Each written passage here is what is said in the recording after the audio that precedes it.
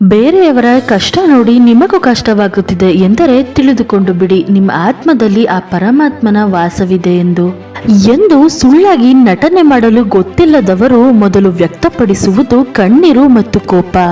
ಸರಿಯಾದ ಸಮಯದಲ್ಲಿ ನಿಮ್ಮ ಮನಸ್ತಾಪವನ್ನು ಸರಿಪಡಿಸಿಕೊಳ್ಳದೆ ಹೋದರೆ ಅದೇ ಮುಂದೆ ನಿಮ್ಮ ಸಂಬಂಧದ ಬಿರುಕಿಗೆ ಕಾರಣವಾಗುತ್ತೆ. ಈ ಲೋಕದಲ್ಲಿ ಕೆಟ್ಟ ಕೆಲಸ ಮಾಡಿ ಹಾಳಾದವರಿಗಿಂತ ಹೇಳಿದ ಮಾತನ್ನು ಕೇಳಿ ಹಾಳಾದವರೇ ಹೆಚ್ಚು.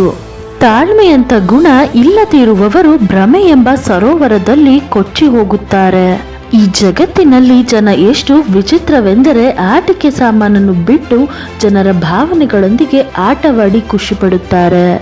ಯಾರು ಬರೀ ದುಃಖಿಸುತ್ತಲೇ ಇರುತ್ತಾರೋ ಅವರ ಬಾಗಿಲಿಗೆ ಬಂದ ಸುಖವು ತಿರುಗಿ ಹೋಗಿಬಿಡುತ್ತೆ. ಯಾರು ನಿಮ್ಮ ಜೀವನದಲ್ಲಿ ಮಿತ್ರ ಮತ್ತು ಶತ್ರುವಿನ ಹಾಗೆ ಬರುವುದಿಲ್ಲ.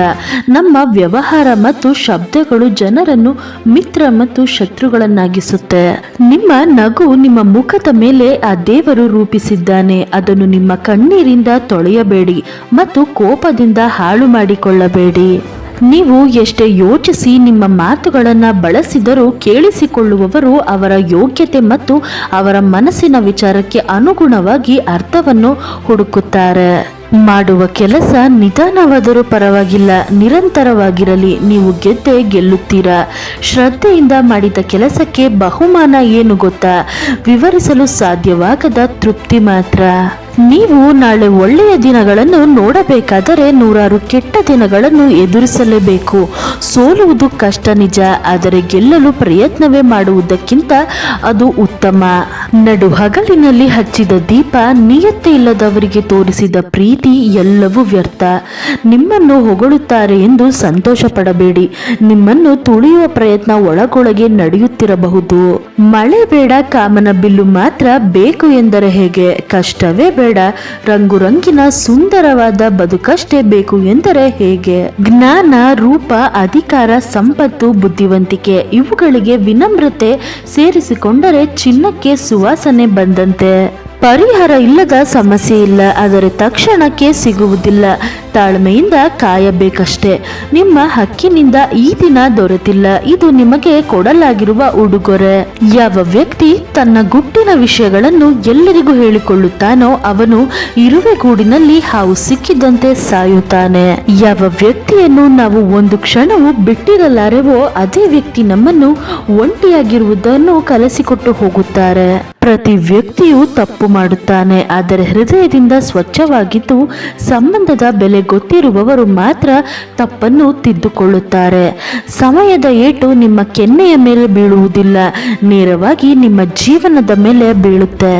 ನಿಮ್ಮ ತಪ್ಪನ್ನು ಒಪ್ಪಿಕೊಳ್ಳುವುದನ್ನು ಕಲಿಯಿರಿ. ಯಾವಾಗಲೂ ಮುಂದೆ ಇರುವವರೇ ತಪ್ಪು ಮಾಡುವುದಿಲ್ಲ. ನಿಸರ್ಗದ ನಿಯಮದ ಪ್ರಕಾರ ನೀವು ಎಷ್ಟು ಹಂಚುತ್ತೀರೋ ಅದು ನಿಮಗೆ ದುಪ್ಪಟ್ಟಾಗಿ ತಿರುಗಿ ಬರುತ್ತೆ. ಅದು ಸಂಪತ್ತು ಆಗಿರಲಿ ಅಥವಾ ಗೌರವವಾಗಿರಲಿ. ಯಾವಾಗಲೂ ನಗು ನಗುತ್ತಾ ಮಾತನಾಡುತ್ತಾ ಇರುವ ವ್ಯಕ್ತಿ ಒಮ್ಮೆಲೆ ಮೌನವಾದರೆ ತಿಳಿದುಕೊಳ್ಳಿ ಆ ವ್ಯಕ್ತಿ ಒಳಗಿನಿಂದ ಚೂರಾಗಿದ್ದಾನೆ ಎಂದು. ಯಾರು ಏನು ಮಾಡುತ್ತಿದ್ದಾರೆ, ಯಾಕೆ ಮಾಡುತ್ತಿದ್ದಾರೆ, ಹೇಗೆ ಮಾಡುತ್ತಿದ್ದಾರೆ ಇವೆಲ್ಲದರ ದೂರವಿದ್ದಾಗ ಮಾತ್ರ ನೀವು ಸಂತೋಷವಾಗಿರಲು ಸಾಧ್ಯ. ಕ್ಷಮಿಸಿದ ಮೇಲೂ ಮುಂದೆ ಇರುವವರಲ್ಲಿ ಯಾವ ರೀತಿಯ ಬದಲಾವಣೆ ಆಗಿಲ್ಲವೆಂದರೆ ಅದು ನಿಮಗೆ ಸಿಗುವ ಮತ್ತೊಂದು ಮೋಸದ ಪ್ರಮುಖವಾದ ಸಂದೇಶವಾಗಿದೆ. ಬೇರೆಯವರ ಹೃದಯವನ್ನು ನೋಯಿಸಿ ನಿಮಗಾಗಿ ಸಂತೋಷದ ಭರವಸೆಯನ್ನು ಇಟ್ಟುಕೊಳ್ಳಬೇಡಿ. ಮನುಷ್ಯನ ಅಹಂಕಾರವೇ ಮನುಷ್ಯನನ್ನು ನಿರ್ನಾಮ ಮಾಡಿಬಿಡುತ್ತೆ. ಆತನಿಗೆ ಯಾವ ಶತ್ರುವಿನ ಅಗತ್ಯವಿಲ್ಲದೆ ಇದ್ದರೂ ಕೂಡ ಯಾರ ಹೃದಯವು ಅವರ ಮುಖಕ್ಕಿಂತ ಸುಂದರವಾಗಿರುತ್ತೋ ಜೀವನದಲ್ಲಿ ಅಂತ ವ್ಯಕ್ತಿಗಳನ್ನು ಆಯ್ಕೆ ಮಾಡಿಕೊಳ್ಳಿ.